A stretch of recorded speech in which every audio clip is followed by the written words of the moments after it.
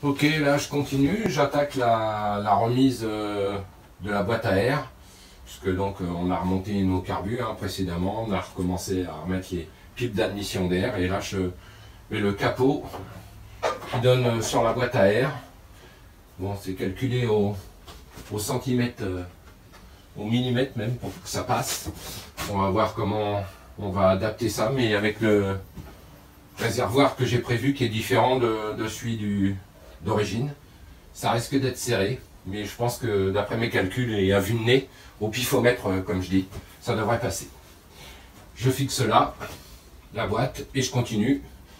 Il y aura toute cette partie là que je viens de nettoyer là, qui va revenir par ici. Alors je vais vous donner une petite astuce là, tant que j'y suis. Pour les plastiques et tubes de caoutchouc, quand on veut leur donner un coup de neuf, là bon, je vais le faire devant vous, ça n'a pas trop d'importance puisqu'en fait ça va être complètement camouflé par le réservoir, mais il y a un petit truc. On prend un petit peu d'huile de vidange sur un chiffon et il suffit de la passer sur les plastiques ou les caoutchoucs. Et là, ça donne un effet, d'abord ça nourrit les caoutchoucs et les plastiques. Vous pouvez aussi le faire sur les pare-chocs de voitures qui sont en plastoc là, noir, et puis qui deviennent blancs avec le soleil, ça marche très bien. On peut prendre de l'huile de tournesol aussi, ou de l'huile de colza. Et ça lui redonne son brillant comme quand il était neuf. Et même en l'essuyant bien, on obtient vraiment un résultat super sympa. Je vais vous faire la démo sur la durite de la boîte à air, la grosse durite là. Vous allez la voir, voilà, sur celle-ci. Là on voit bien. Donc elle a été tout simplement nettoyée à l'eau et au savon. Mais voilà. Et après le petit coup que je vais vous montrer, je mets en face la caméra, ouais. Et voilà, je passe. Et là, vous allez voir que ça n'a plus rien à voir. On va bien dans les coins. Hein. C'est le genre de petits trucs comme ça. Et en même temps, ça nourrit le caoutchouc et le plastique. Et ça lui évite de ressécher trop vite. Puisqu'après, ils finissent par être craquants. Et voilà le résultat. Voilà, alors avec mon nouveau réservoir, je vais avoir un petit souci avec le boîtier du filtre à air qui m'empêche de bien placer le réservoir puisqu'il arrive en butée. Alors j'ai déjà supprimé la patte de fixation qui vient comme ça, puisque le bas du réservoir qui est plus petit et qui a un tunnel plus étroit, il va falloir que je coupe, que je fasse une petite modification sur la boîte à air et que je fasse une nouvelle patte qui va venir se fixer dessus pour qu'elle soit maintenue, parce que sinon ça va pas passer. Il faut que je supprime ici cette pointe là qui me gêne puisqu'elle vient en butée ici, pas beaucoup mais suffisamment pour m'embêter. Donc je vais enlever toute cette partie là, garder le trou ici et faire certainement une petite patte de fixation qui va repartir du cadre ici pour pouvoir maintenir l'élément boîte à air. Ben voilà, j'ai réussi à placer l'élément boîtier filtre à air. Il passe juste comme il faut sous mon réservoir. Donc j'ai laissé un trou ici. Il ne me reste plus qu'à faire une petite patte là qui va repartir par en dessous et va venir fixer le tout de façon à ce que ça ne bouge pas. Puisque là on avait aussi des vilains caches qui venaient sur le haut moteur. Je vais faire idem pour les trous des vis qu'il y a ici. Sauf qu'avant de les placer ici, puisqu'on est sur un moteur couleur métal et noir satiné, je vais peindre les têtes des vis en noir satiné. Et après je viendrai les poser là, ce qui refera aussi un côté élément de décor sur le moteur. Alors rien de plus facile, hein, tout simplement on place les têtes des vis sur un carton et puis après un coup de bombe et tchit, et c'est bon.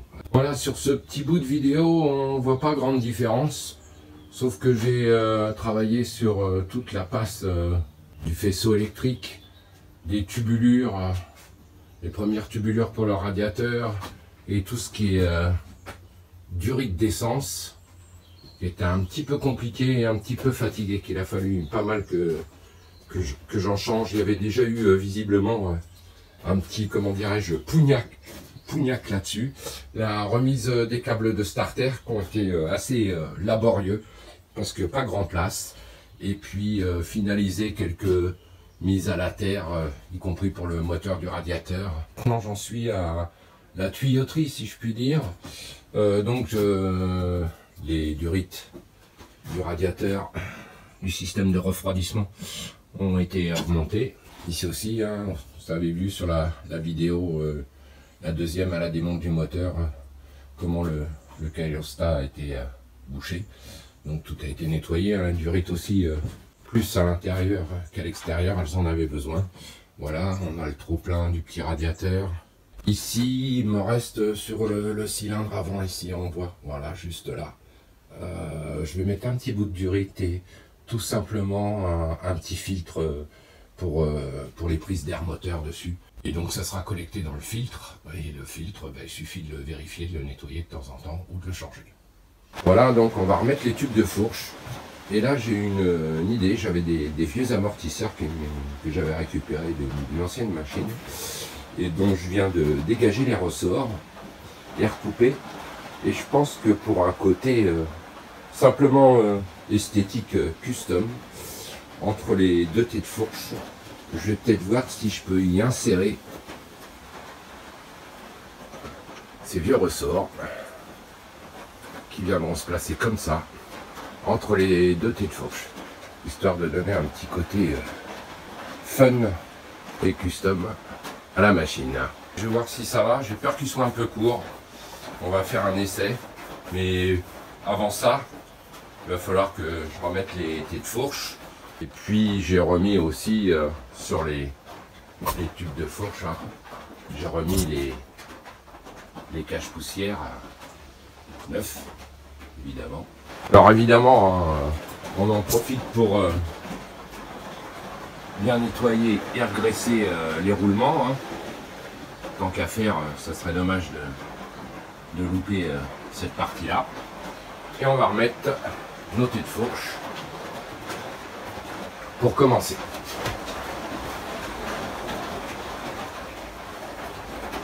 Là, je ferai un serrage définitif après. Hein. On peut toujours passer en dessous, mais c'est pas la peine non plus d'avoir trop de serrer ça comme un bœuf. C'est pas le but du jeu.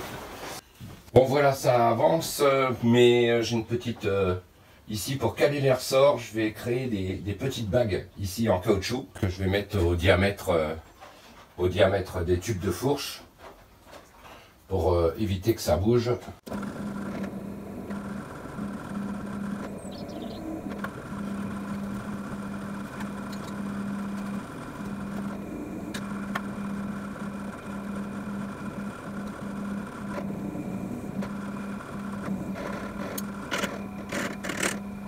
Voilà, mon cylindre bloc est prêt. J'ai mis de la graisse hein, pour aider à passer. Et parce que ça va pas être quand même super évident.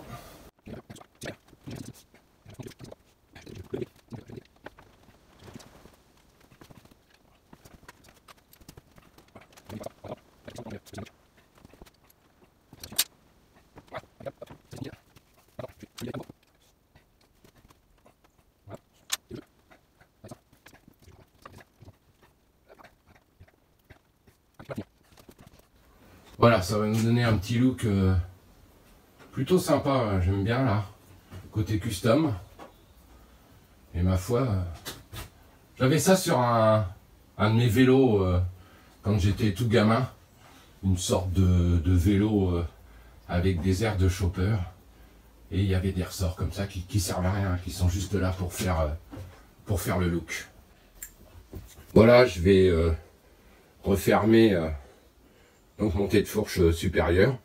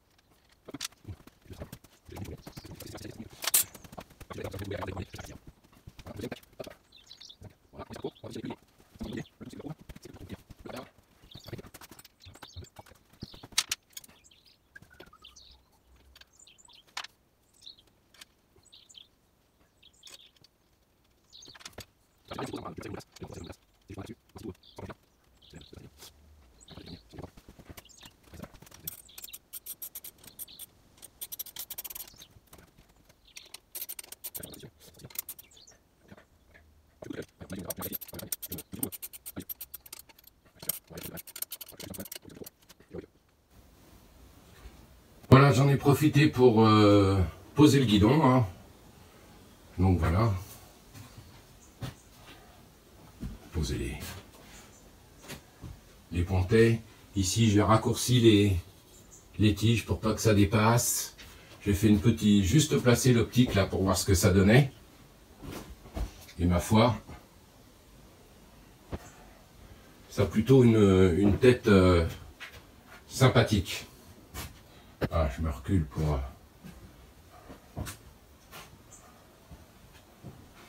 Voilà.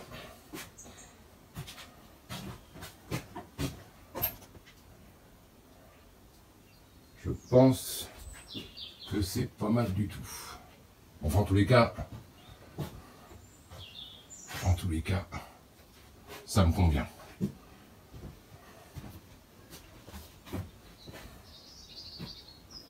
Et bien voilà, c'en est terminé pour cet épisode numéro 5 sur notre Honda Shadow 125, dit la grosse mémère.